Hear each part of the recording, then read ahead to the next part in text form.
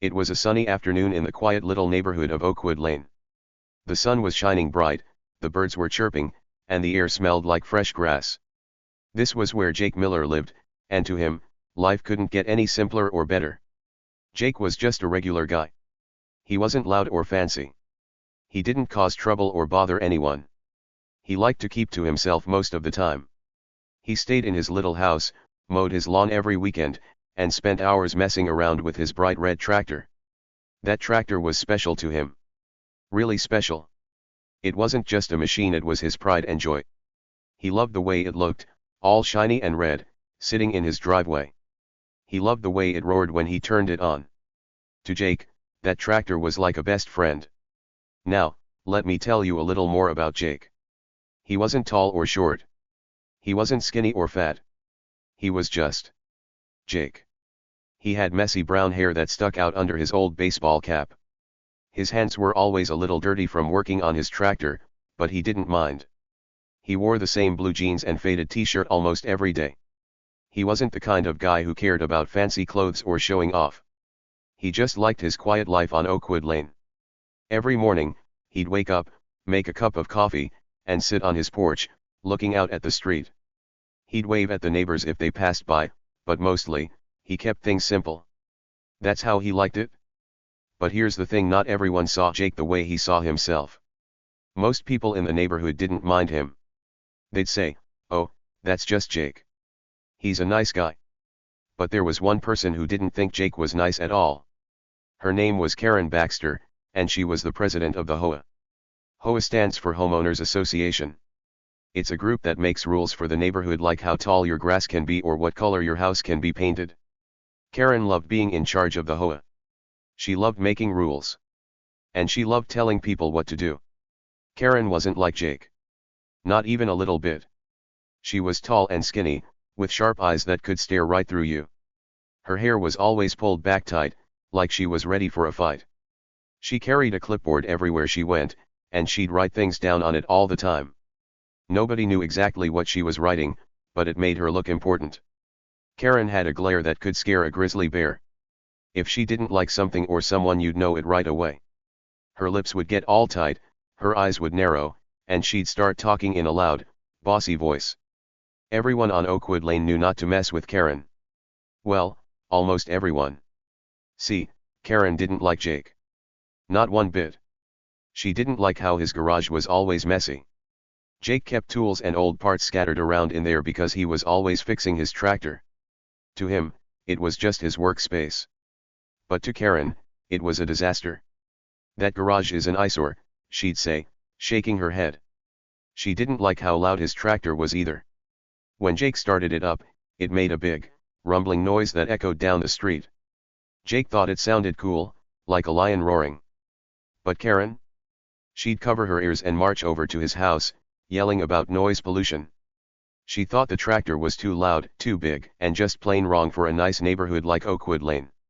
And there was something else Karen didn't like about Jake. He didn't follow her rules, not the way she wanted him to. Karen had a big list of HOA rules, and she expected everyone to obey them. No loud noises. No messy yards. No parking cars on the street overnight. Most people listened to her because they didn't want trouble. But Jake? He didn't bow down to Karen. He didn't argue with her or yell back, but he didn't jump to follow her every command either. If she told him to clean his garage, he'd just smile and say, "I'll get to it when I can." If she complained about the tractor, he'd nod and keep right on working. To Karen, that made Jake a problem. A big problem. She called him a lazy troublemaker behind his back. She'd tell the other neighbors that Jake Miller doesn't care about our rules. He's ruining this neighborhood. But here's the secret Karen didn't know: Jake wasn't lazy, and he wasn't a troublemaker. He was just a guy who liked his tractor and his quiet life. He didn't want to fight with anyone, not even Karen.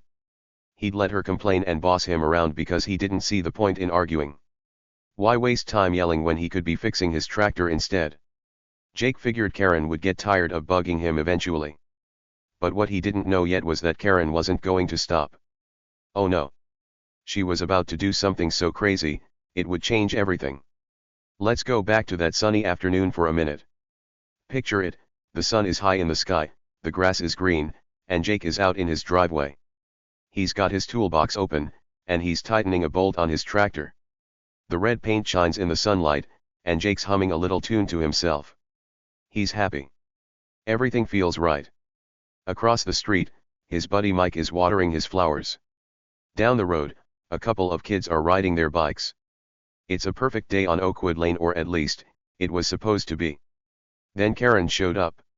She came marching down the sidewalk with her clipboard in one hand and a frown on her face. Her shoes clicked on the pavement, loud and fast, like she was on a mission. Jake didn't see her at first, he was too busy with his tractor. But he heard her voice before he saw her. "Jacob Miller," she shouted, and her voice was so sharp it made the birds stop singing. Jake looked up, wiping his hands on a rag. "Hey, Karen," he said, trying to sound friendly. But Karen wasn't in a friendly mood. She stopped right in front of his driveway and pointed at the tractor. "This thing is a nuisance," she said. "It's too loud, it's too ugly, and it doesn't belong here." Jake just blinked at her. He didn't know what to say. He liked his tractor. It wasn't hurting anybody. But Karen kept going. "I've told you 100 times to get rid of it, but you don't listen. You think you're above the rules, don't you?" Jake scratched his head. "I don't think I'm above anything, Karen. It's just a tractor." That made Karen even madder. Her face turned red, and her eyes got all squinted. "Just a tractor," she repeated, like he'd said something awful. "This is a nice neighborhood, Jacob. We have standards. And you're breaking every single one of them." She waved her clipboard at him, like it was a weapon. Jake didn't argue. He just shrugged and said, "Okay, Karen. I'll keep the noise down." But inside, he was starting to get annoyed. Why couldn't she just leave him alone? Karen huffed and turned around, stomping back to her house. Jake watched her go, thinking that was the end of it. He figured she'd complain for a while, then move on to bugging someone else. That's how it usually went. But this time was different. Karen wasn't just annoyed. She was furious. And when Karen got furious, she didn't just yell. She did things. Big things. Things Jake never saw coming. See, what Karen didn't know was that Jake wasn't as simple as he seemed. Sure, he looked like just a regular guy with a tractor. But Jake was smart. He paid attention. He noticed things like the way Karen glared at his tractor every time she walked by, or the way she muttered under her breath when he didn't do what she wanted. Jake didn't say much, but he saw everything. And deep down, he was starting to get tired of Karen's bossy ways. He didn't want a fight, but he wasn't going to let her walk all over him forever. So, while Karen was stomping back to her house, planning her next move, Jake was starting to think too. He didn't know it yet, but something big was brewing. A plan. A really good plan. Something that would turn Karen's perfect little world upside down and make her wish she'd never messed with him. Jake didn't look like a guy with big plans, he was too quiet, too ordinary. But that's what made it so perfect. Karen never saw it coming. Now, here's where things get exciting. That sunny afternoon? It wasn't just another day on Oakwood Lane. It was the start of something huge. Something that would make the whole neighborhood talk for weeks. Karen thought she could push Jake around, but she was about to find out she'd picked the wrong guy to mess with. What did she do to push him too far? Oh, you'll love this, it's coming up soon. So stick around, because this story's about to get wild. What do you think Karen did next? Drop your guess in the comments, and let's see who gets it right. The trouble started small. Really small. It wasn't a big fight or a loud argument, at least, not at first. It was just little things that added up, like drops of water filling a bucket until it spills over. Karen Baxter, the bossy HOA president, didn't like Jake Miller. She didn't like his messy garage, his loud tractor, or the way he didn't listen to her rules. And she wasn't shy about telling him so. Every time Jake turned on his bright red tractor, Karen would show up. She'd march right over to his house on Oakwood Lane, her shoes clicking loud on the sidewalk. She'd bang on his door with her fist, holding her clipboard tight in her other hand. "Jacob," she'd yell, her voice sharp and mean, like it could cut through glass. "This isn't a farm. That tractor is too loud. You're breaking the rules. Jake would open the door, still wearing his old jeans and baseball cap. He'd look at her, standing there with her angry face and squinty eyes, and he wouldn't say much. He'd just nod, nice and calm, like nothing bothered him. "Okay, Karen," he'd say softly. "I'll try to keep it quiet." Then he'd close the door and go back to working on his tractor. But here's the thing, Jake wasn't as calm as he looked. On the outside, he was cool and quiet, like a still pond. But on the inside, oh, he was boiling. Every time Karen banged on his door, every time she shouted at him, it made him madder and madder. He didn't show it, though. Jake wasn't the kind of guy who yelled or threw things. He kept his anger tucked away, deep down, where nobody could see it. But it was there, growing bigger every day, like a balloon filling up with air. Karen didn't know that. She thought Jake was weak because he didn't fight back. She thought he'd just keep nodding and saying "okay, Karen" forever. Boy, was she wrong. At first, it was just the noise complaints. That's how it started. Every time Jake started his tractor vroom, Karen would hear it from her house down the street. That big, rumbling sound would bounce off the trees and houses, and it drove her crazy. She'd drop whatever she was doing, grab her clipboard, and stomp over to Jake's place. Sometimes she'd catch him right in the driveway, bent over the tractor with a wrench in his hand. "Jacob Miller," she'd snap. "Turn that thing off. It's too loud. People are trying to relax around here." Jake would look up, wipe the sweat off his forehead, and give her a little smile. "Sorry, Karen," he'd say. "Just fixing it up. I'll be done soon." But Karen didn't care if he was sorry. She didn't care if he was fixing it. To her, that tractor was a problem, a big, noisy, red problem. She'd stand there with her hands on her hips, glaring at him like he'd done something terrible.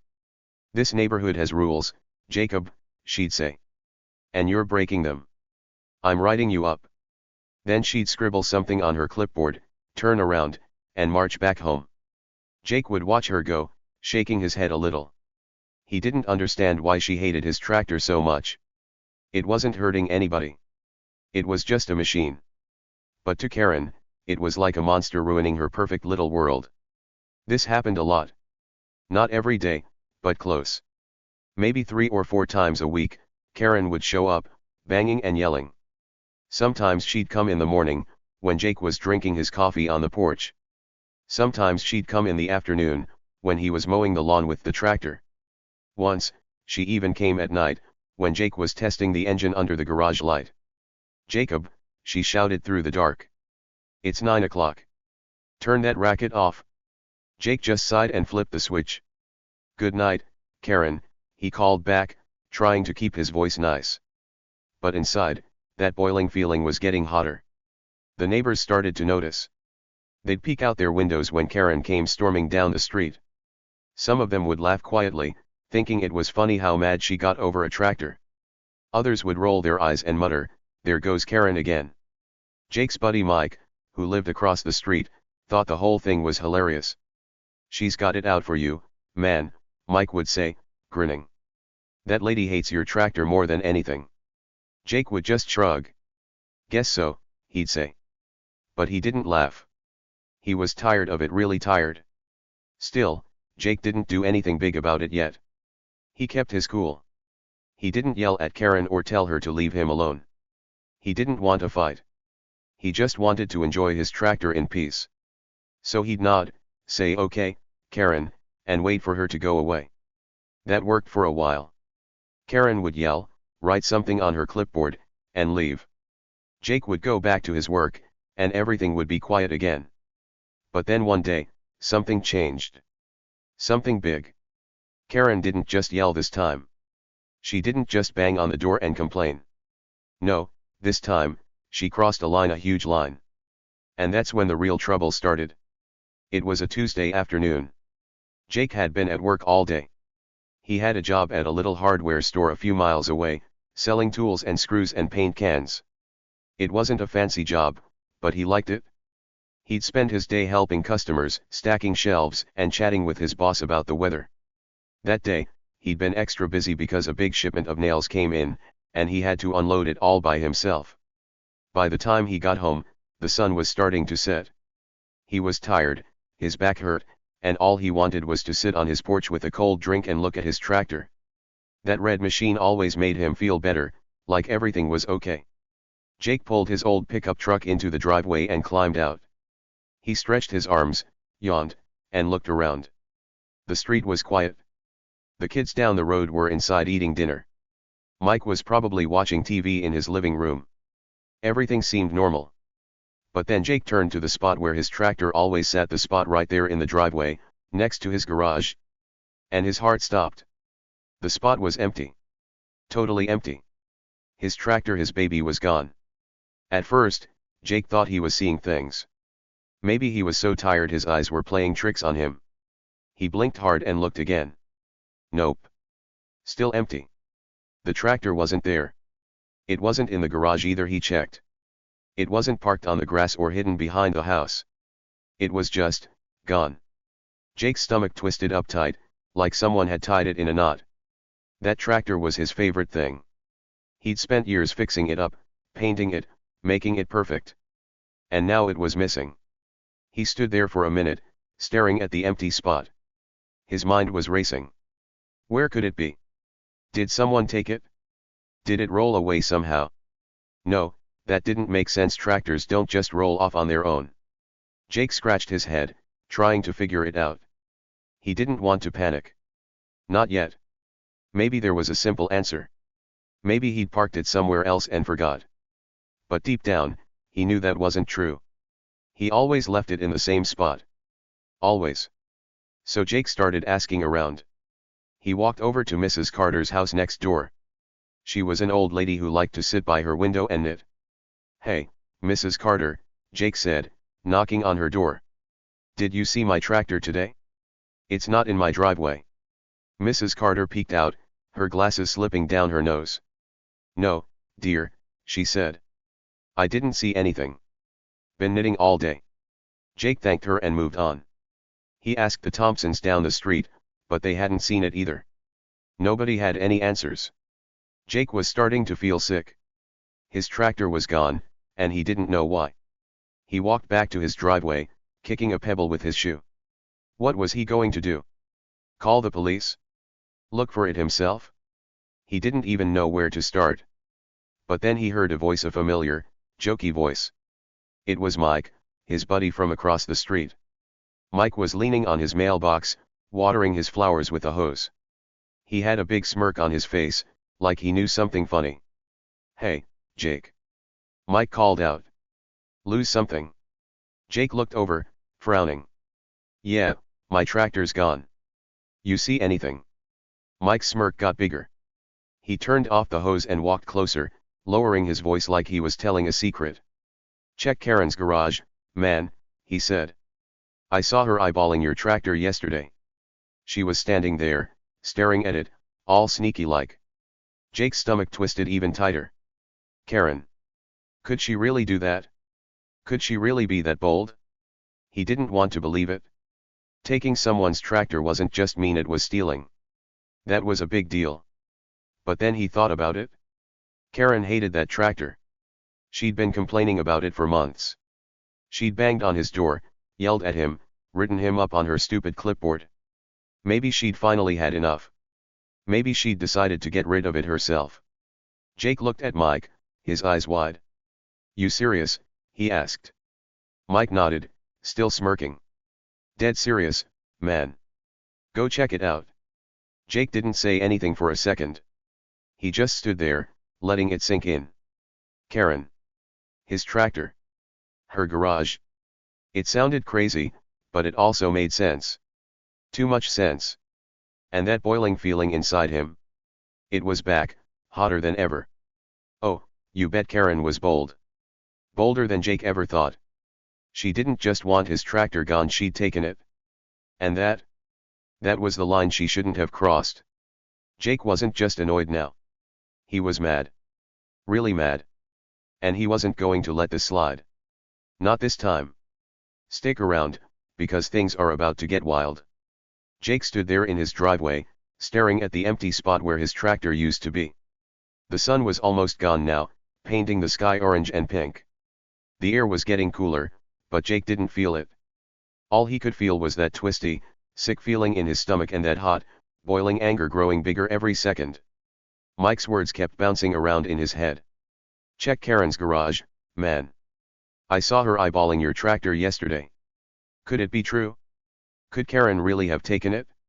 Jake didn't want to think so. Stealing was wrong. It was a crime. But the more he thought about it, the more it fit like pieces of a puzzle clicking together. Karen hated his tractor. She'd hated it from the first day he brought it home. Jake remembered that day clear as anything. He'd driven it down Oakwood Lane, grinning ear to ear, proud as could be. The red paint was shiny and new back then, and the engine purred like a happy cat. He'd parked it in his driveway and spent the whole afternoon just looking at it. But Karen? She'd seen it too. She'd been standing on her porch, arms crossed, her sharp eyes locked on that tractor like it was a monster. She didn't say anything that day, just watched. But the next day, she'd started. The banging. The yelling. The rules. And it never stopped. Now, standing there with Mike smirking at him, Jake started to wonder. Had Karen been planning this all along? Had she been waiting for the right moment to get rid of his tractor for good? He didn't know for sure, not yet. But he was going to find out. He looked at Mike and nodded slow, like he was making up his mind. Thanks, man, he said. I'll check it out. Mike laughed. Good luck, Jake. You're gonna need it with that one. Then he went back to watering his flowers, leaving Jake alone with his thoughts. Jake turned toward Karen's house. It was just a few houses down the street, easy to see from where he stood. Her place was perfect, too perfect. The grass was cut just right, the flowers were all in neat rows, and the paint on her house didn't have a single chip. It looked like a picture from a magazine. But Jake didn't care about that right now. All he cared about was his tractor. If Mike was right, if Karen really had it, then she'd gone too far. Way too far. He took a deep breath and started walking. His boots crunched on the gravel as he crossed the street. His heart was thumping loud in his chest, like a drum. He wasn't scared, not exactly. But he was nervous. What if it was true? What if he looked in her garage and saw his tractor sitting there? What would he do then? Yell at her? Call the police? He didn't know yet. All he knew was he had to see for himself. Karen's house got closer with every step. The windows were dark, and her car wasn't in the driveway. Maybe she wasn't home. That'd make it easier to peek around. Jake didn't want to sneak, though he wasn't a thief like her. He just wanted answers. When he got to her yard, he stopped and looked around. Nobody was outside. The street was quiet, except for the sound of crickets starting to chirp. Good. No one would see him. Her garage was on the side of the house, with a big white door that slid up. There was a little window on the side, too small to climb through but big enough to look in. Jake walked over, trying to act casual, like he was just taking a stroll. He didn't want anyone thinking he was up to something bad. When he got to the window, he cupped his hands around his eyes and pressed his face close to the glass. It was dark inside, hard to see much. He squinted, waiting for his eyes to adjust. At first, all he saw were shadows, boxes and shelves and stuff piled up. But then, way in the back, he saw something else. Something big. Something red. Jake's breath caught in his throat. He leaned closer, his nose almost touching the window. There it was, his tractor. The shiny red paint, the big black tires, the seat he'd fixed up himself, it was all there, parked right in Karen's garage like she owned it. Jake stepped back fast, his hands shaking a little. His head was spinning. It was real. Karen had taken it. She'd really done it. His tractor, his baby, was sitting in her garage, and she hadn't even asked. She hadn't said a word. She'd just taken it, like it was hers to take. That boiling anger inside him. It wasn't just boiling now, it was exploding. He clenched his fists tight, his nails digging into his palms. How dare she? How could she think this was okay? He stood there for a minute, trying to calm down. His mind was racing with questions. How did she get it? When did she take it? Did she push it down the street herself? Did she have help? He didn't know, but it didn't matter. What mattered was that she had it and he wanted it back. Right now. But he couldn't just bust into her garage and grab it. That'd be breaking the law, and Jake wasn't like that. He had to be smart.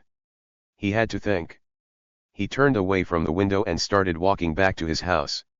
His legs felt heavy, like they didn't want to move. But his brain was buzzing, full of ideas. He could knock on her door and ask her about it, but she'd probably lie. She'd say, "What tractor? I don't know what you're talking about," with that fake smile of hers.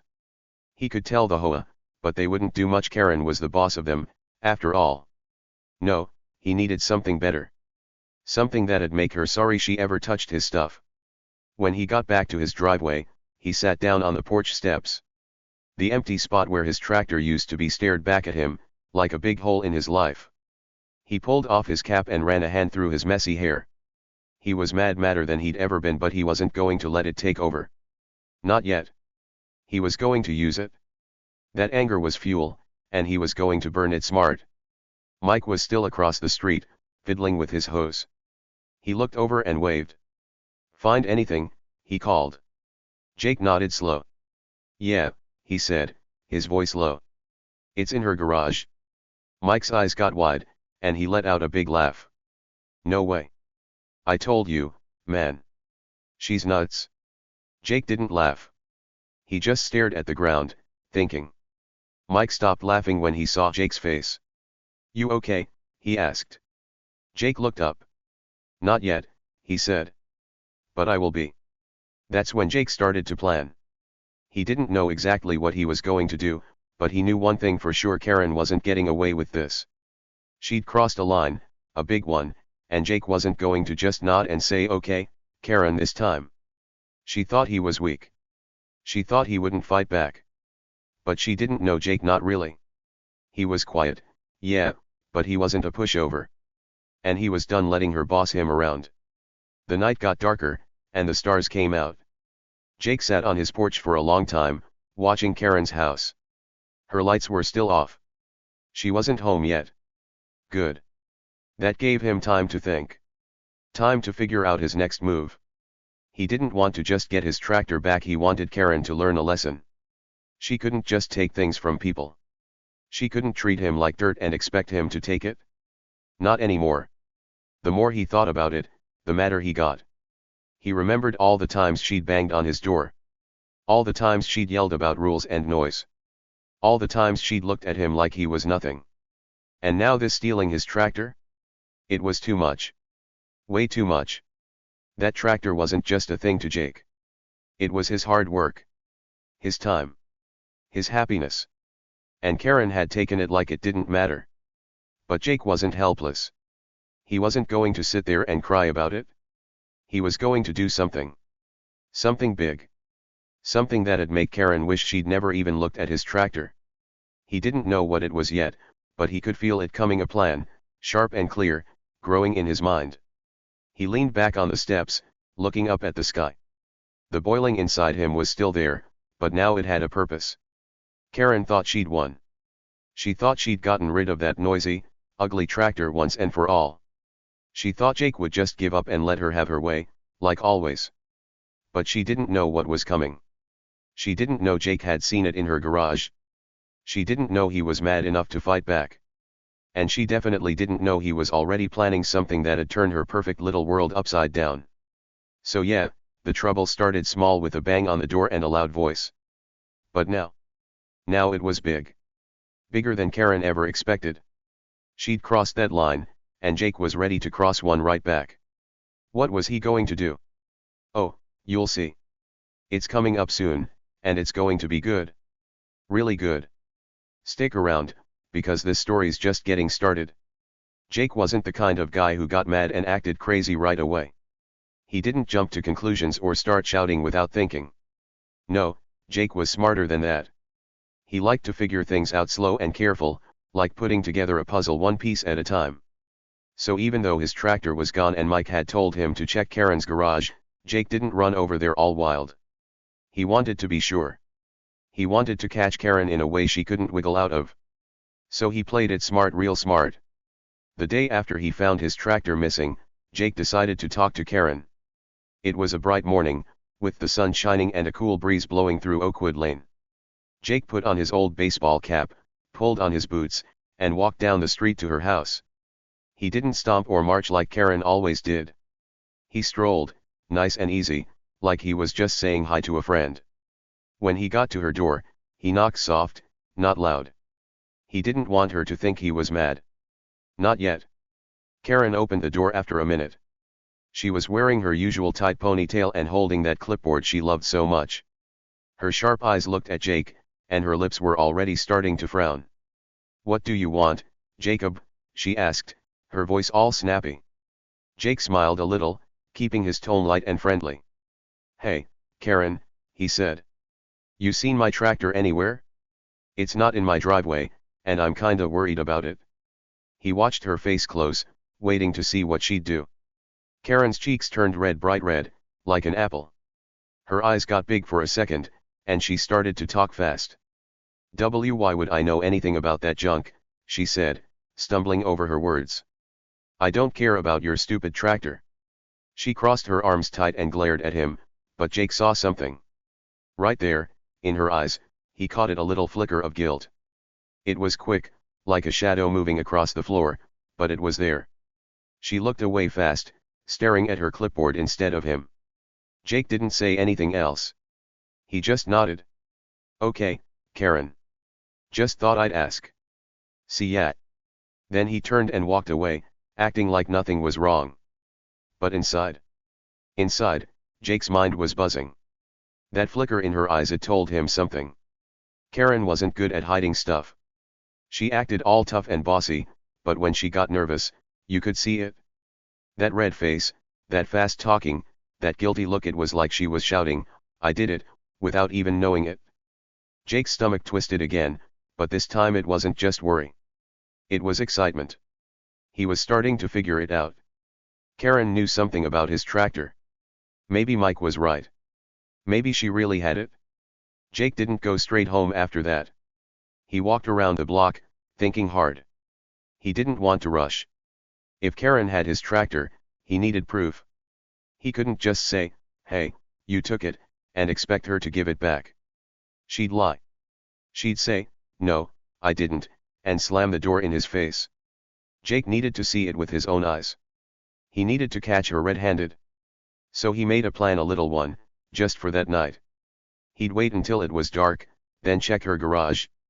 If his tractor was there, he'd know for sure. The day went by slow. Jake went back to his house and tried to keep busy. He swept the porch, pulled some weeds from the grass, and fixed a loose board on his fence. But the whole time, he kept looking at that empty spot in his driveway. It made him mad every time he saw it. That spot was where his tractor belonged, his shiny red tractor that he'd worked so hard on. And now it was gone, maybe because of Karen. He couldn't stop thinking about her red face and that guilty flicker in her eyes. It stuck with him, like a song he couldn't get out of his head. When the sun went down, Jake got ready. He waited until it was really dark, past 9 o'clock, when most people on Oakwood Lane were inside watching TV or sleeping. The street was quiet, with just the sound of crickets and a dog barking far away. Jake put on a dark jacket so he wouldn't stand out. He wasn't sneaking around like a thief, he wasn't going to break in or anything. He just wanted to look. But he didn't want Karen or anyone else to see him and start asking questions. He grabbed a little flashlight from his kitchen drawer, the kind that fits in your pocket. Then he slipped out his back door and walked through his yard, staying close to the shadows. Karen's house was only a few doors down, but he didn't go straight down the street. He cut through Mrs. Carter's backyard instead, stepping careful so he wouldn't trip over her flower pots. Mrs. Carter was probably asleep by now, and her curtains were closed tight. Good. Nobody would see him. When he got to Karen's yard, he stopped behind a big bush. Her house was dark too, no lights in the windows. Her car was still gone, which meant she wasn't home yet. Perfect. Jake crept closer, keeping low. Her garage was right there, with that big white door and the little window on the side. He didn't want to open the door, that'd be too loud and too risky. But the window?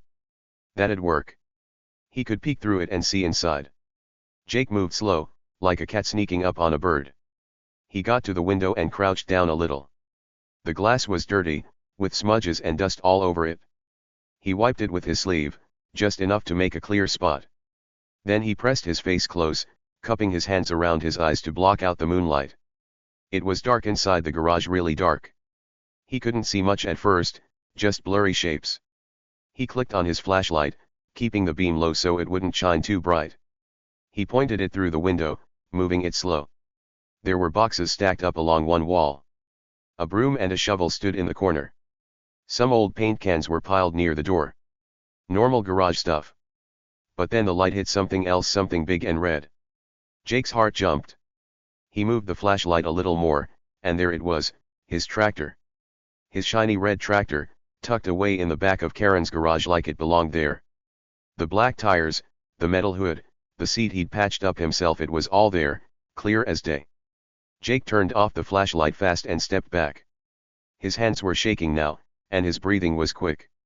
He clenched his fists tight, so tight his knuckles turned white. She didn't just take it, she stole it. His tractor wasn't lost or broken or sold, it was sitting right there in Karen's garage, like some kind of trophy she'd won. Jake's head spun. He couldn't believe it. Well, he could, but it still felt unreal. Karen had gone into his driveway, taken his tractor, and hidden it in her garage. Who does that? He stood there for a minute, staring at the window. The anger inside him was huge now, like a fire burning hot and bright. Part of him wanted to bang on her door right then, even if she wasn't home. He wanted to yell, "Give me my tractor back," and make her sorry. He wanted to kick that garage door open and drag his tractor out himself. But he didn't. Jake wasn't that guy. He didn't storm in yelling or break things. He was mad, really mad, but he was smart too. And he had something better in mind. Jake pulled his phone out of his pocket. His hands were still shaky, but he held it steady enough to turn it on. He opened the camera and leaned back toward the window. He didn't use the flashlight this time, just the moonlight coming through the glass. He zoomed in, aimed the phone, and snapped a quick picture. The screen lit up with the shot, his red tractor, clear as anything, parked in Karen's garage. Proof. Real proof. She couldn't lie her way out of this one. He checked the picture to make sure it was good. It was. You could see the tractor perfect, the red paint, the tires, everything. Jake slipped the phone back in his pocket and took a deep breath. He felt a little better now. Not a lot, but a little. The anger was still there, but it had a direction. He wasn't just mad anymore, he was ready. Ready to do something. Ready to make Karen wish she'd never messed with him. Jake snuck back to his house the same way he came, through Mrs. Carter's yard, sticking to the shadows. When he got inside, he locked the door and sat down on his couch. He pulled out his phone again and looked at the picture. There it was, his tractor, trapped in Karen's garage. He shook his head. How did she even get it there? Did she push it? Did she drive it? Did someone help her? He didn't know, but he didn't care. What mattered was she had it and he had proof. That's when the plan started cooking in his head. Not a full plan yet, just pieces, like ingredients for a recipe. He could show the picture to the police. He could tell the neighbors. He could make Karen give it back and say sorry to everyone. But he didn't want to rush it. He wanted it to be good, really good. He wanted Karen to feel stuck, like she couldn't talk her way out. She'd been bossing him around for months, banging on his door, yelling about rules. Now it was his turn. Jake leaned back on the couch, staring at the ceiling. The house was quiet, but his mind was loud. He thought about all the times Karen had glared at him. All the times she'd called his tractor junk or ugly. All the times she'd acted like she owned the whole neighborhood. And now this, stealing his tractor and hiding it like it was nothing. She thought she could get away with it. She thought Jake wouldn't fight back. But she was wrong. So wrong. The night got later, and Jake stayed up, thinking. He didn't go to bed. He couldn't sleep, not with his tractor in her garage and that picture on his phone. Every time he closed his eyes, he saw Karen's red face and that guilty flicker. He saw his tractor sitting there, locked away. And he felt that fire inside him burning hotter. He wasn't going to let this go. Not this time. Little by little, the plan grew. He'd start with the picture that was his proof. Then he'd figure out the rest. Maybe he'd talk to Mike again, see if he saw anything else. Maybe he'd wait for Karen to come home and watch her squirm when he asked about it again. Maybe he'd call the police and let them handle it. He didn't know yet, but he knew one thing: Karen was in trouble. Big trouble. She didn't know it, but every step she'd taken, every bang on his door, every mean word had brought her closer to this. Jake smiled a little, just to himself. It wasn't a happy smile, it was a determined one. Karen had pushed him too far, and now she was going to see what happened when Jake pushed back. She thought she'd won by taking his tractor. She thought she'd finally beaten him. But she hadn't. Not even close. This was just the start, and Jake was ready to make it a story she'd never forget. Stick around, it's about to get even better. The next morning came fast. The sun was just creeping up over the trees on Oakwood Lane, turning the sky all pink and gold. Jake woke up earlier than usual. He hadn't slept much anyway. His mind was too busy, spinning with everything that happened the night before. He'd seen his tractor in Karen's garage. He'd taken that picture with his phone. And now he knew for sure, Karen had stolen it. She'd crossed a line she couldn't uncross. Jake wasn't going to let her get away with it. Not this time. He got out of bed, pulled on his jeans and a clean t-shirt, and went to the kitchen. He made a cup of coffee, strong and black, just how he liked it. Then he sat on his porch, looking out at the empty spot where his tractor should have been. That spot still made him mad, but today it also made him ready. Ready to do something big. He sipped his coffee slow, letting the warm drink wake him up. His phone sat next to him on the porch step, with that picture of his tractor glowing on the screen every time he turned it on. That picture was his ticket, his proof. And he was going to use it. Jake didn't wait long. He finished half his coffee, then picked up his phone. His hands weren't shaky anymore. They were steady now, like he knew exactly what he was doing. He dialed the police number, the one you call when something's wrong, not the emergency one. The phone rang twice, then a lady's voice answered. "Sheriff's office, how can I help you?" she said, all calm and polite. Jake took a breath and kept his voice cool as ice.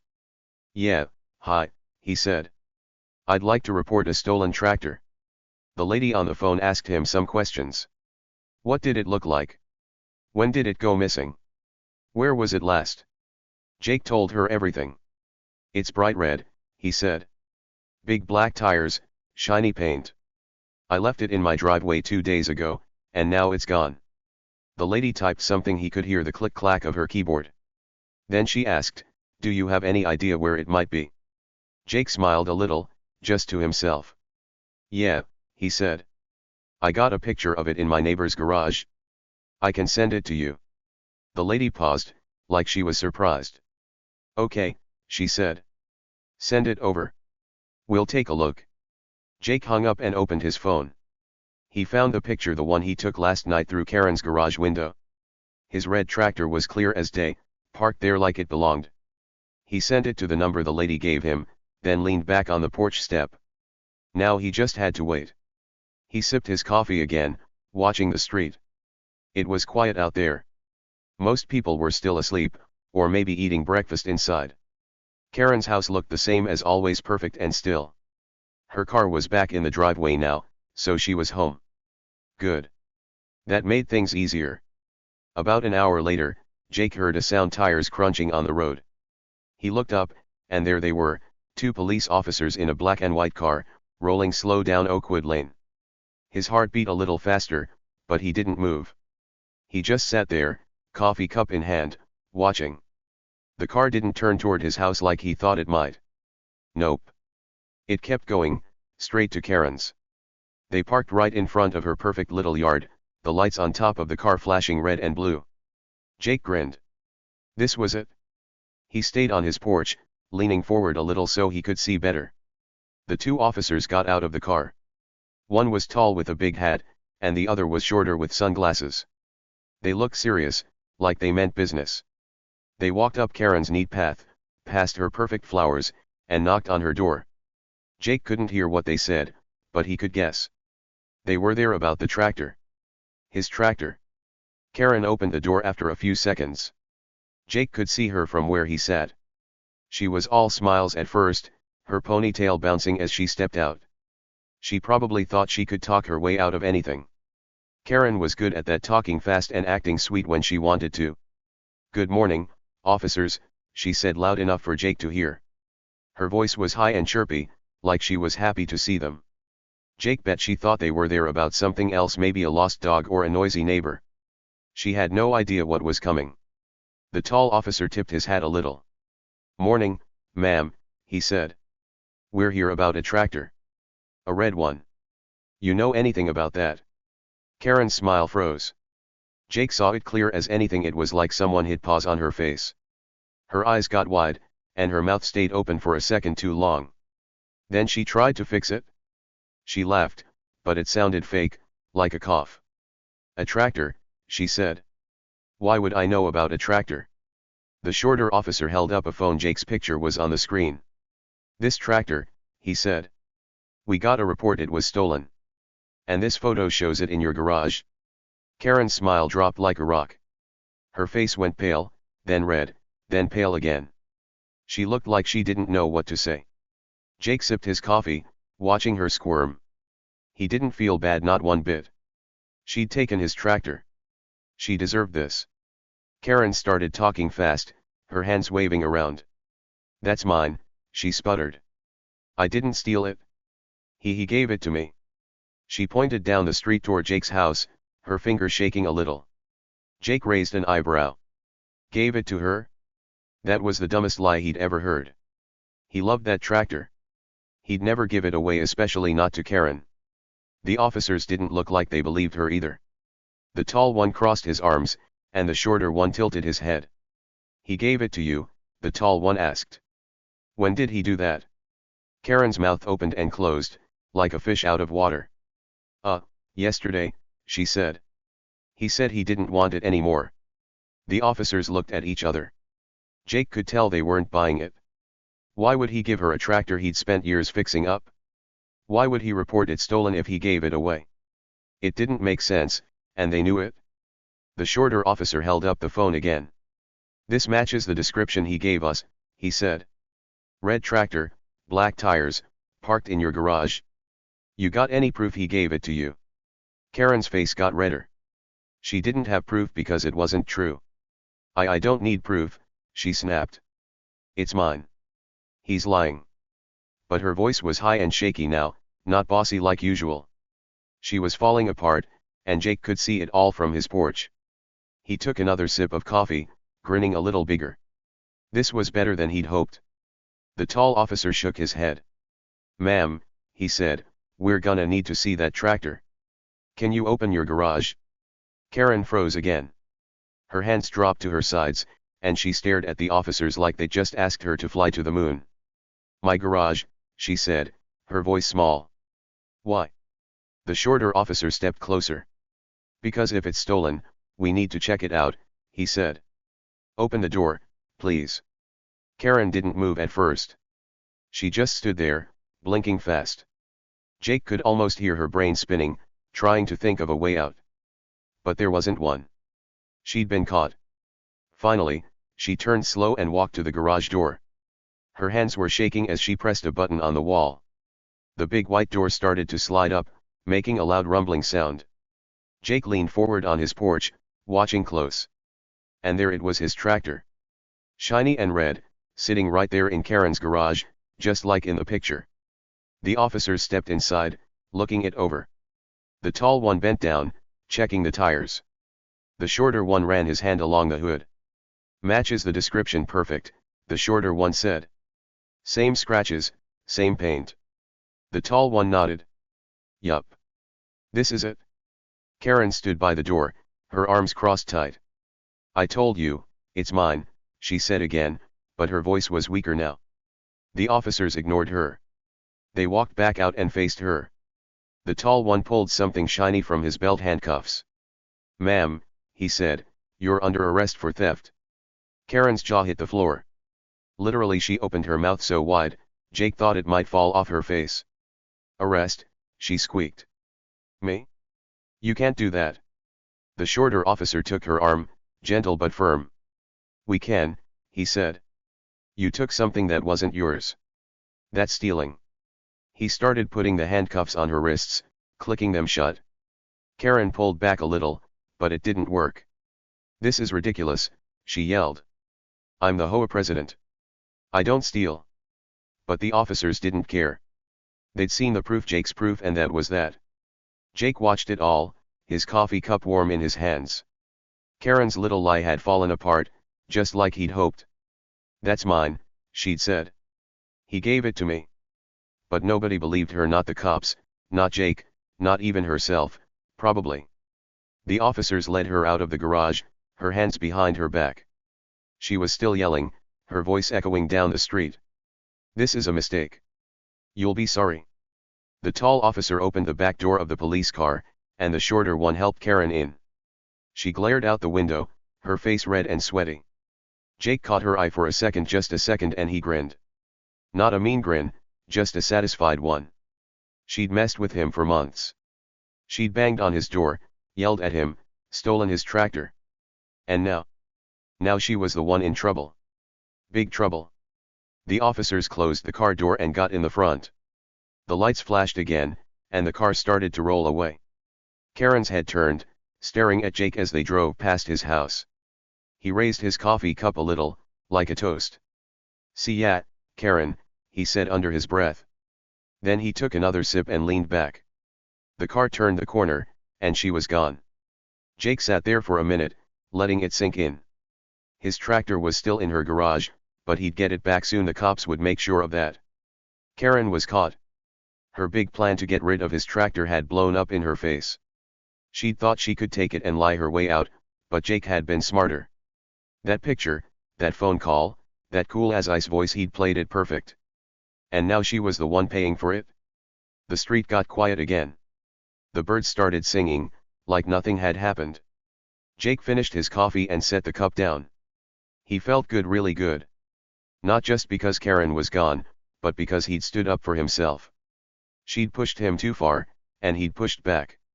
Hard. And it worked. This was the big moment, the climax, the reveal. Karen's secret was out. She wasn't the perfect HOA president anymore. She was a thief, caught red-handed with Jake's tractor. And Jake? He was the guy who'd made it happen. He didn't yell or fight dirty. He just used his head and let the truth do the rest. But it wasn't over yet, not quite. The tractor was still in her garage, and the story wasn't done. What would happen next? Karen's arrest was like a big explosion on Oakwood Lane, but not the loud kind with fire and smoke. It was the kind where everyone starts talking, whispering, and pointing. For weeks, whole weeks, it was all anybody could talk about. Neighbors who usually kept to themselves came out of their houses just to chat about it. Kids riding bikes stopped to stare at Karen's perfect little house. Even old Mrs. Carter, who barely left her knitting chair, peeked out her window more than usual. Karen Baxter, the bossy HOA president who thought she ruled everything, had been caught stealing Jake's tractor. And now she was in big trouble. It turned out Karen had been so sure Jake wouldn't fight back that she didn't even try to hide the tractor properly. That was her big mistake, her huge mistake. She didn't cover it with a tarp or push it behind boxes in her garage. She didn't even lock the garage door tight. She just left it there, shiny and red, like she didn't think anyone would look. Maybe she thought Jake was too quiet to do anything. Maybe she thought he'd just give up and let her keep it. Boy, was she wrong. Jake wasn't loud, but he wasn't weak. And that picture he took? That phone call to the police? It flipped everything upside down for her. The police didn't waste time after they took Karen away in their car. The very next day, they came back to Oakwood Lane. Jake was sitting on his porch again, drinking his morning coffee, when he heard the rumble of a truck. He looked up, and there it was, a big tow truck rolling down the street, with two officers following in their black and white car. The truck stopped right in front of Karen's house, and Jake stood up to watch. His heart beat a little faster, but he kept his face calm. He knew what was coming. The officers got out and talked to the tow truck driver, a big guy with a beard and a red hat. They pointed at Karen's garage, and the driver nodded. Then they all walked over and opened the garage door. It slid up slow, rumbling loud, and there it was, Jake's tractor, still shiny and red, sitting right where he'd seen it. The driver climbed into the truck, backed it up close, and hooked a big chain to the tractor. Jake watched as the chain pulled tight, and then slowly, carefully the tractor started moving. The tow truck dragged it out of the garage, inch by inch, until it was free. Jake couldn't help it, he smiled. That was his tractor, his baby, coming back to him. The driver unhooked the chain, climbed into the tractor's seat, and started the engine. It roared to life, that big, happy sound Jake loved so much. The driver drove it down the street, slow and steady, with the police car following behind. They turned into Jake's driveway, and the driver parked it right in that empty spot where it belonged. The red paint glowed in the sunlight, the black tires looked strong and tough, and the seat was just how Jake left it. Good as new. Better than new, even it felt like a prize now. One of the officers, the tall one with the hat, walked over to Jake's porch. "This yours?" he asked, pointing at the tractor. Jake nodded. "Yeah," he said. "That's mine." The officer tipped his hat a little. "Well, it's back where it belongs," he said. "We checked it out, matches your description perfect. No damage. You're all set." Jake smiled bigger. "Thanks," he said. "Appreciate it." The officer nodded and walked back to the car. The tow truck and the police drove off, and just like that, it was over. Jake had his tractor back. But that wasn't all. Karen didn't just lose the tractor, she got in real trouble. Big trouble. The police didn't let her go after they put her in handcuffs. Nope. They took her to the station, asked her a bunch of questions, and wrote it all down. She tried to lie, of course. "It's mine," she kept saying. "He gave it to me." But the officers had Jake's picture, and they had the tractor, and they had the truth.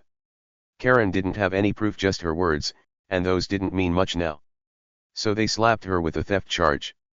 That's a fancy way of saying she got in trouble for stealing. She'd have to go to court, talk to a judge, and maybe even pay a fine or spend time in jail. Her perfect little world? It wasn't so perfect anymore. After that day, things changed on Oakwood Lane. HOA meetings got a lot quieter, way quieter. Karen wasn't there to run them anymore. No more clipboard waving, no more door banging, no more yelling about rules. Someone else took over the HOA, a nice lady named Mrs. Thompson who didn't care about tractors or messy garages. She just wanted everyone to get along. The neighbors liked that a lot better. They didn't miss Karen's bossy voice or her sharp glares. Not one bit. Jake's neighbors started looking at him different too. Before, they didn't pay him much attention. He was just Jake, the quiet guy with the tractor. Some of them stayed out of Karen's drama because they didn't want her yelling at them too. But now they saw Jake in a new way. They'd walk by his house and nod at him, like they were saying, "Good job." Some even stopped to talk. "Hey, Jake," they'd say. "Heard about what happened?" "Crazy, huh?" Jake would just shrug and smile. "Yeah," he'd say. "Pretty crazy." His buddy Mike was the loudest about it. The day after the tractor came back, Mike came over with a big grin. He leaned on Jake's fence, watching Jake wipe down the tractor with a rag. "Didn't know you had it in you, Jake," Mike said, laughing. "You took down Karen. The queen of the HOA. Man, that's wild." Jake kept wiping, making the red paint shine even more. "Didn't do much," he said. "Just called the cops. They handled it." Mike shook his head, still laughing. "Nah, man. You're a hero around here now. Nobody messes with Jake Miller." Jake didn't feel like a hero. He didn't want a big spotlight or a parade or anything like that. He just wanted his tractor back, that's all he ever wanted. And now he had it. The empty spot in his driveway was full again, and that made him happy. Really happy. He didn't need everyone talking about him. He didn't need a trophy or a pat on the back. But he had to admit it felt good knowing Karen couldn't boss him around anymore. That part was nice. The story spread fast. People on Oakwood Lane told their friends, and their friends told other people. "You hear about Karen," they'd say. "She stole Jake's tractor, and he got her arrested." Some laughed about it, some shook their heads, and some just said, "Wow." It became a story no one would forget, like a little legend for the neighborhood. Kids started calling Karen the tractor thief when they rode their bikes past her house.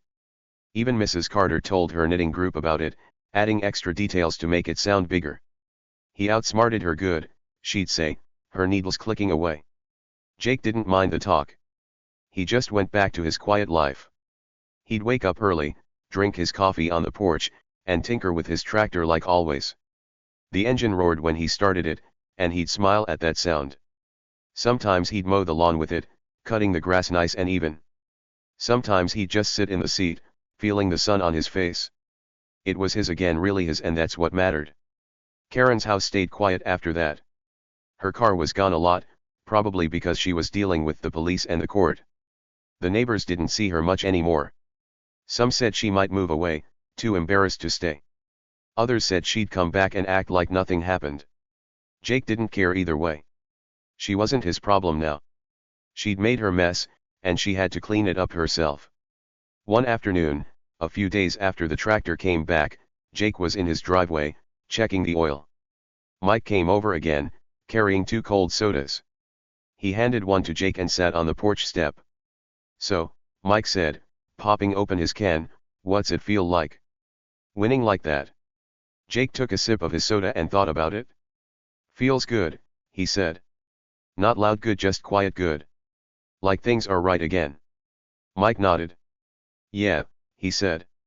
"Quiet good's the best kind." They sat there for a while, drinking their sodas and watching the street. A kid rode by on a bike, waving at them. A bird flew overhead, chirping loud. The tractor sat there in the driveway, red and strong, like it had never left. Jake looked at it and felt that quiet good feeling deep inside. Karen had tried to take it. She'd tried to win. But she didn't. Justice was served, simple as that. The neighborhood settled down after a while. The talking died out, and people went back to their normal stuff, mowing lawns, walking dogs, sitting on porches. But that story about Jake and Karen? It stuck around. Every now and then, someone would bring it up. "Remember when Jake got his tractor back?" they'd say, and everyone would nod and smile. It was a little piece of Oakwood Lane history now. Jake didn't need more than that. He had his tractor, his porch, his coffee. He had his quiet life back, and that was enough. Karen had lost big, and he'd won without yelling or fighting dirty. He'd just been smart, and that worked better than anything. The tractor was home, Karen was gone, and justice? It felt good. Really good. Stick around, the last part's coming, and it's gonna wrap it all up nice. How would Jake get it back? And what would the neighbors say when they heard about this? Oh, it's coming, and it's going to be good. Stick around, you won't want to miss it. Jake leaned back in his chair, finishing the last sip of his soda. The cold can felt good in his hand, and the fizz tickled his throat. Mike was still sitting on the porch step, kicking at a pebble with his shoe. The sun was starting to dip lower now, painting the sky with streaks of orange. Oakwood Lane was peaceful, more peaceful than it had been in a long time. No Karen stomping around. No clipboard waving in the air. Just the sound of leaves rustling and a dog barking somewhere far off. Jake liked it this way. Quiet was his favorite thing, and now he had it back. Mike looked over at the tractor again. "You gonna keep that thing shiny forever?" he asked, grinning. Jake chuckled a little laugh, not a big one. "Maybe," he said. "Gotta take care of it now. Don't want anyone else trying to take it." Mike laughed louder this time. "Ain't nobody gonna try that again, man. Not after what happened to Karen." Jake nodded, wiping his hands on his jeans. He hoped Mike was right. One tractor theft was enough for a lifetime. The days after that went by slow and easy, just how Jake liked them. He'd wake up with the sun, make his coffee, and sit on his porch like always. Sometimes he'd wave at Mrs. Carter when she opened her curtains. Sometimes he'd nod at the Thompsons walking their little white dog. Everybody seemed friendlier now, not a lot, just a little. It was like Karen being gone took a big weight off the whole neighborhood. People smiled more. They stopped looking over their shoulders, waiting for her to pop out and yell about something. One morning, about a week after the tractor came back, Jake decided to take it for a spin. He climbed into the seat, turned the key, and listened to that big roar fill the air. It felt good, better than good.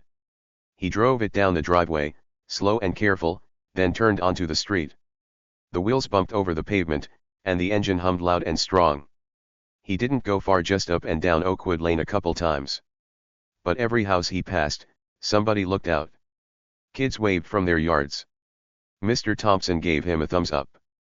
Even Mrs. Carter poked her head out her door and clapped her hands a little. "Looking good, Jake," she called. Jake tipped his cap at her and kept driving. When he got back to his driveway, he parked the tractor right in its spot. He hopped down and patted the hood, like it was a big red pet. "Home again," he said under his breath. That's when he noticed something, a little crowd gathering across the street. It was Mike, Mrs. Carter, and a couple other neighbors, all standing there chatting. They were looking at him, smiling and pointing at the tractor. Jake scratched his head. What was going on? Mike jogged over, still grinning like always. "They're talking about you, man," he said. "The whole street's saying you're the guy who beat Karen at her own game." Jake blinked. "Me," he said. "I didn't do much." Mike slapped him on the shoulder. "Sure you did. You got your tractor back, and you got her out of here. That's a big deal." Mrs. Carter shuffled over too, her slippers flapping on the pavement. "He's right, dear," she said. "We're all proud of you. That Karen was a bully, and you stood up to her." Jake didn't know what to say. He wasn't used to people making a fuss over him. "Thanks," he mumbled, looking down at his boots. "Just wanted my tractor." Mrs. Carter smiled, her eyes crinkling up. "And you got it, didn't you? That's what counts." The other neighbors nodded, and one of them, a guy named Tom who lived at the corner, chimed in. "HOA's better now too," he said. "Mrs. Thompson's running it nice and fair. No more crazy rules." Jake nodded back. "Good," he said. "That's real good." The little crowd stayed for a bit, talking and laughing about Karen. Somebody said she'd been seen at the courthouse downtown, wearing a fancy suit and looking mad. Somebody else said her garage was empty now, no tractor, no nothing. "Serves her right," Mike said, and everyone agreed. Jake didn't say much, just listened. He didn't need to add anything. The tractor was back, Karen was gone, and that was enough for him. After they all wandered off, Jake went back to his porch. He sat down and looked at his tractor, sitting there all shiny in the sun. It looked happy, if a tractor could look happy. He remembered how empty that spot had been, how mad and lost he'd felt when it was gone. Now it was full again, and that made everything right. He didn't need fancy words or big cheers. He just needed this, his quiet life, his red tractor, his little piece of Oakwood Lane. The weeks kept going, and the talk about Karen started to slow down. People still brought it up sometimes, but not as much. Life went back to normal, well, a better normal. Jake kept tinkering with his tractor, mowing his lawn, drinking his coffee. The neighbors kept being nice, stopping by now and then to say hi. Mike came over a lot, always with a soda or a joke. "You're famous now, Jake," he'd say, and Jake would just shake his head. "Not famous," he'd say. "Just Jake." One day, about a month later, Jake got a letter in the mail. It was from the police, all official with a stamp and everything. He opened it slow, wondering what it was. Inside was a note saying Karen's case was done. She'd gone to court, and the judge gave her a punishment. She had to pay a fine, a big one, and do some work for the town, like picking up trash. She didn't go to jail, but she wasn't off the hook either. The letter said the tractor was officially Jake's again, like there was ever any doubt. He folded it up and stuck it in a drawer. Didn't need to read it twice. Justice was served, and that was that. Karen didn't come back to Oakwood Lane much after that. Some said she stayed at her sister's house in another town. Some said she was too embarrassed to show her face. Her house sat there, quiet and empty, with the grass getting a little long. Nobody cared, though. Mrs. Thompson kept the hoe running smooth, and nobody missed the old days of Karen's rules. Jake sure didn't. He'd sit on his porch and think about how loud she used to be banging on his door, yelling about noise. Now it was all gone, and he liked the silence better. The tractor stayed where it belonged. Jake took good care of it, better than before, even. He'd wash it every week, making sure the red paint stayed bright. He'd check the oil, tighten the bolts, keep the tires full of air. It wasn't just a machine anymore, it was a story. A story about how he didn't let Karen win. A story about how he stayed calm, played smart, and got justice. Every time he looked at it, he felt that quiet good feeling again. One evening, as the sun set and the sky turned purple, Jake was out in the driveway with a rag. He was wiping down the tractor's hood, humming a little tune. Mike walked over, hands in his pockets. "Still shining that thing up?" he asked. Jake nodded. "Yup," he said. "Gotta keep it nice." Mike sat on the grass, watching. "You know," he said, "this whole thing it's like a movie. Quiet guy beats the bad guy. Gets his stuff back. Happy ending." Jake thought about that. "Maybe," he said. "But I'm no movie star. Just Jake." Mike grinned. "Best kind of hero, man." They talked a little more, then Mike went home. Jake finished wiping the tractor and stepped back to look at it. The last bit of sunlight hit the red paint, making it glow. He smiled, small, but real. Karen's arrest, the police, the tow truck, it all led to this. His tractor was back, his life was quiet, and the neighborhood was better. Justice didn't need to be loud or fancy. It just needed to be fair. And it was. Oakwood Lane kept going, day after day. Kids played, dogs barked, lawns got mowed. But that story about Jake and Karen stuck around, like a little treasure everybody shared. It wasn't just about a tractor, it was about standing up, being smart, and winning the right way. Jake didn't need more than that. He had his porch, his coffee, his tractor. And now he had a story one nobody would forget. Alright, friends, let's sit down for a minute and talk about what happened with Jake and Karen. This story's over now, but there's something big we can take away from it, something that sticks with you, like a good song you keep humming all day.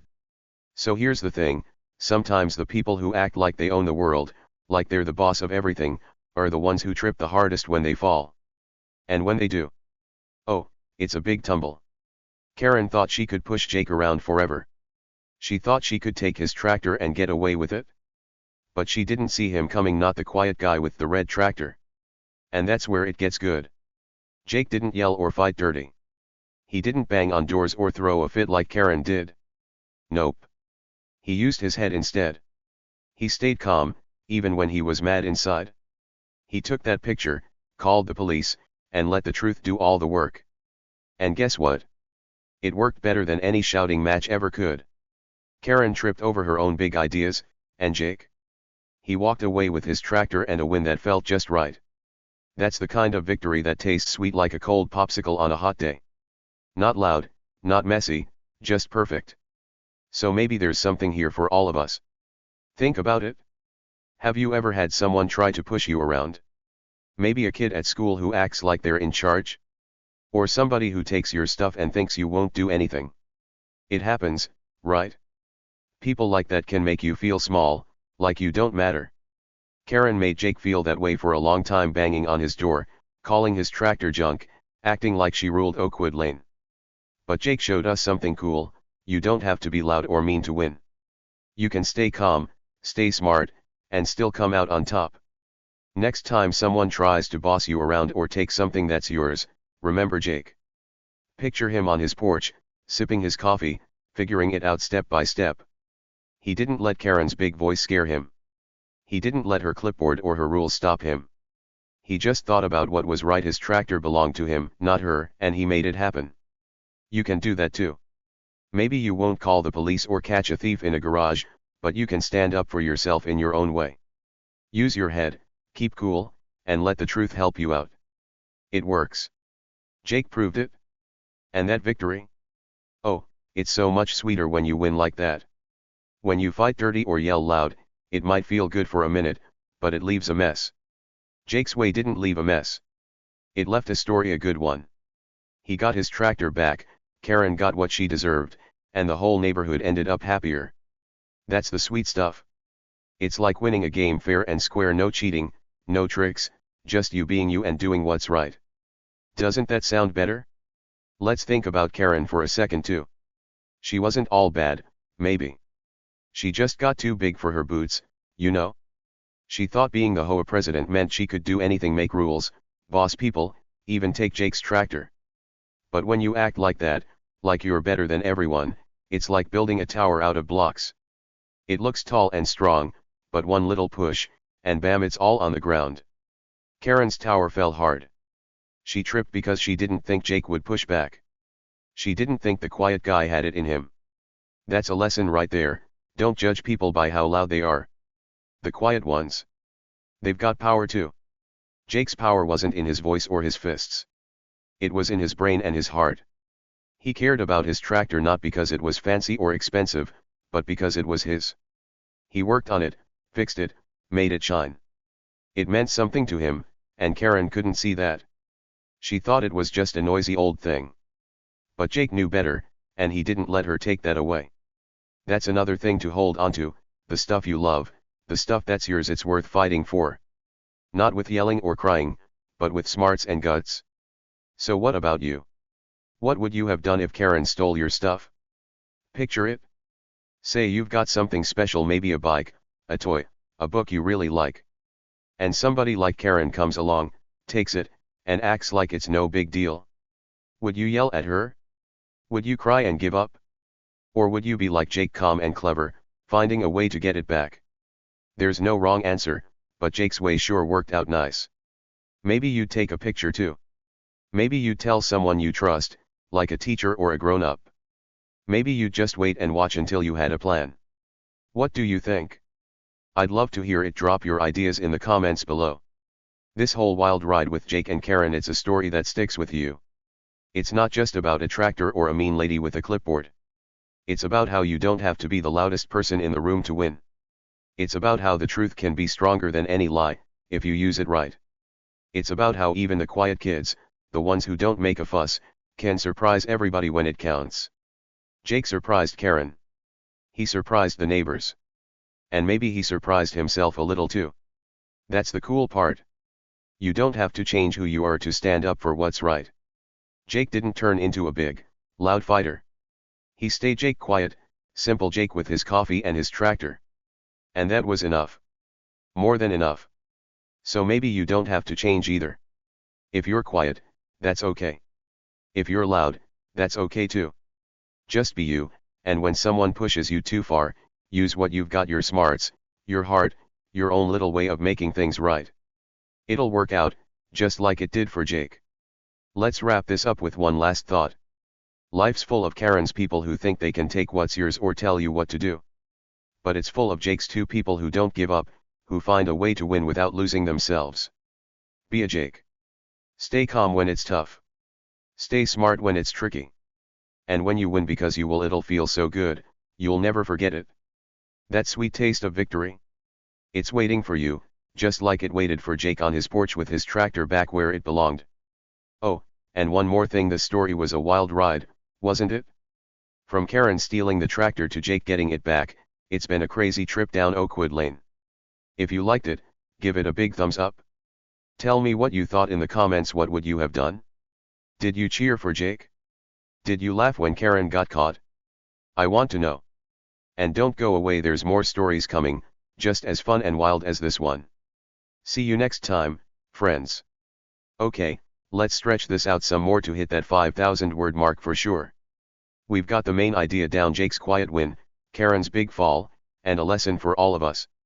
Now let's add some extra stuff to make it even stronger, still keeping it simple and fun for you to read. Ready? Here we go. Think about Jake sitting there after it all went down. He's got his tractor back, Karen's in trouble, and the neighborhood's buzzing. But he's not jumping around or bragging. He's just Jake. That's what makes him special. He didn't need to be the loudest or the toughest. He didn't need a big show. He just needed to be himself, and that was plenty. Maybe that's a secret we can all use. You don't have to be someone else to win, you just have to be you, but the best you. Jake was the best Jake he could be, and look what happened. And Karen? Well, she's a warning, isn't she? She thought she could do whatever she wanted because she had that clipboard and that title, HOA president. She acted like she was the queen of Oakwood Lane. But queens fall too, especially when they step on people like Jake. She didn't see his quiet strength coming, and that's what tripped her up. So if you ever meet a Karen, someone bossy and mean, don't be scared. They might look big, but they've got weak spots. Find them, like Jake did, and you'll be okay. Let's imagine one more scene, just for fun. Picture Jake a few months later, driving his tractor down the street again. The kids are waving, the neighbors are smiling, and the sun's shining bright. He's not thinking about Karen anymore, she's old news. He's just enjoying his day, feeling that quiet good feeling inside. That's what winning looks like for him. Not a big party or a loud cheer, just a sunny day with his tractor. What's winning look like for you? Maybe it's getting your toy back from a bully. Maybe it's finishing a hard drawing or winning a game with your friends. Whatever it is, you can get there your way, just like Jake. So here's my last little nudge for you: be brave, be smart, be you. Life's going to throw Karens at you sometimes, people who push and take and think they'll win. But you've got a Jake inside you too. Find him. Use him. Stay calm when it's messy, stay smart when it's hard, and watch how sweet it feels when you come out on top. Jake's story is proof it works. And your story? It's waiting for you to write it. Alright, friends, that's it. This wild ride's done, but it's left us with something cool to think about. What would you have done if Karen stole your stuff? Tell me in the comments, I can't wait to hear. And if you loved this story, give it a thumbs up so I know. See you next time for another adventure. Bye for now.